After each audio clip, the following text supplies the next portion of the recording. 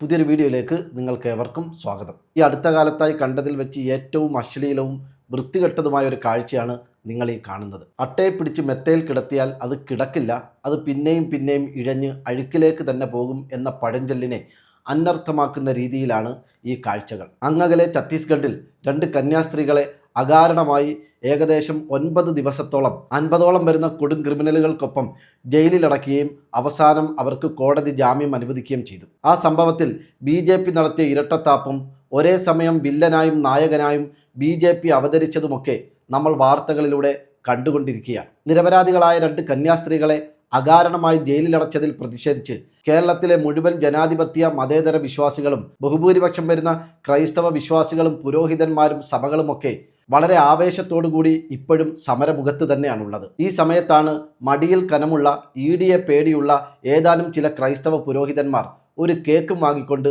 BJPയുടെ സംസ്ഥാന ഓഫീസിലേക്ക് പോവുകയും സംസ്ഥാന അധ്യക്ഷനുമായി കേക്ക് മുറിച്ച് മധുരം പങ്കിടുകയും ചെയ്തു. നിങ്ങളൊന്ന് ആലോചിച്ച് നോക്കൂ, കേരളത്തിലെ ജനങ്ങൾക്കിതൊന്നും മനസ്സിലാവില്ല എന്നാണോ ഇവരുടെയൊക്കെ വിചാരം? ഇവരെന്താണ് കേരളത്തിലെ ജനങ്ങളെക്കുറിച്ച് മനസ്സിലാക്കിയിരിക്കുന്നത്? ഇവരുടെ ഈ കാട്ടിക്കൂട്ടൽ കാണുമ്പോൾ തോന്നിപ്പോകുന്നത് ഛത്തീസ്ഗഡ് ഭരിക്കുന്നത് ഇന്ത്യ സഖ്യത്തിൻ്റെ നേതൃത്വത്തിലുള്ള സർക്കാരാണെന്നും അവിടെ ഈ രീതിയിൽ മിഷണറി പ്രവർത്തനം നടത്തിയ കന്യാസ്ത്രീകളെ അകാരണമായി തടഞ്ഞ് അവരുടെ സ്വാതന്ത്ര്യത്തെ, അവരുടെ പൗരാവകാശത്തെയൊക്കെ ഹരിച്ച് ജയിലിലടക്കുകയും അവസാനം അവരെ ജയിലിൽ നിന്നും രക്ഷപ്പെടുത്താൻ വേണ്ടി കേരളത്തിലെ ക്രൈസ്തവ പുരോഹിതന്മാരും സഭകളും BJPയെ ബന്ധപ്പെടുകയും അങ്ങനെ BJPയുടെ സംസ്ഥാന പ്രസിഡന്റും മറ്റാളുകളും ചേർന്നുകൊണ്ട് കേന്ദ്രം ഭരിക്കുന്ന NDA സർക്കാരിനെ ബന്ധപ്പെട്ട് ആ രീതിയിൽ സമ്മർദ്ദം ചെലുത്തി അവസാനം ജയിലിൽ നിന്നും ഈ 2 കന്യാസ്ത്രീകളെയും രക്ഷിച്ചുകൊണ്ട് വന്നത് BJP ആണെന്നും കേരളത്തിലെ BJPയുടെ സംസ്ഥാന അധ്യക്ഷനാണെന്നും തോന്നിപ്പിക്കുന്ന വിധത്തിലാണ് ഇവരുടെയൊക്കെ ഈ കാട്ടിക്കൂട്ടൽ.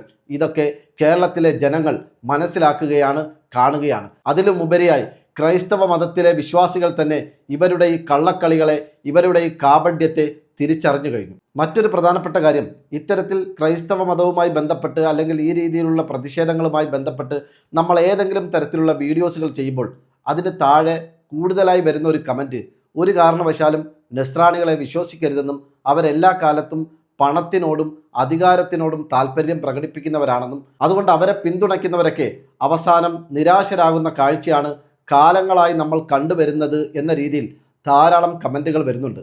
ശരിക്കും പറഞ്ഞാൽ അത്തരം കമൻറ്റുകളെയും അഭിപ്രായങ്ങളെയും വിമർശനങ്ങളെയും ശരിവെക്കുന്ന രീതിയിലാണ് ഈ പറയപ്പെട്ട 3-4 മെത്രാന്മാർ കേക്കും വാങ്ങിക്കൊണ്ട് BJP ഓഫീസിലേക്ക് പോയതിൽ നിന്നും നമുക്ക് മനസ്സിലാവുന്നത്. എത്ര വേണമെങ്കിലും തല്ലിക്കോ, എന്തൊക്കെ വേണമെങ്കിലും ചെയ്തോ, പക്ഷേ അധികാരത്തിൻ്റെ ഒരു കഷണം അപ്പം ഞങ്ങൾക്ക് കൂടി തന്നാൽ മതി എന്ന രീതിയിൽ, എന്ന വിധേയഭാവത്തിൽ ക്രൈസ്തവരുടെ മൂല്യങ്ങളെയും സംസ്കാരങ്ങളെയും പവിത്രമായ പാരമ്പര്യത്തെയും സംഘപരിവാറിൻ്റെ കാൽക്കൽ കൊണ്ടുവച്ച് വണങ്ങി നിൽക്കാൻ ഒരു ഉളുപ്പുമില്ലാത്ത ഇത്തരം ക്രൈസ്തവ പുരോഹിതന്മാർ സംഘപരിവാറിൻ്റെയും BJPയുടെയും ഓഫീസുകൾ കയറി ഇറങ്ങുന്നിടത്തോളം കാലം ക്രൈസ്തവ സമൂഹത്തിന് വളഞ്ഞുപോയ തങ്ങളുടെ നട്ടെല്ല് നിവർത്തി അന്തസ്സോടെ തലയുയർത്തി നിൽക്കാൻ സാധ്യമല്ല. അതുകൊണ്ട് ആ കന്യാസ്ത്രീകൾക്ക് വേണ്ടി ഇപ്പോൾ തെരുവിലിറങ്ങിയ മുഴുവൻ ക്രൈസ്തവ വിശ്വാസികളും കൂടെ നിന്നിട്ട് കാലേ ചവിട്ടുന്ന ഈ ക്രൈസ്തവ പുരോഹിതന്മാരെ ഒന്ന് നോക്കി വെച്ചിരിക്കുന്നത് നന്നായിരിക്കും. അല്ലാത്ത പക്ഷം തങ്ങളുടെ അരമനയുടെ ഉമ്മറത്തേക്ക് EDയുടെയോ NIയുടെയോ വാഹനങ്ങൾ വരുന്നില്ല എന്ന് ഉറപ്പിക്കാൻ വേണ്ടി ഇനിയും അകത്തായേക്കാവുന്ന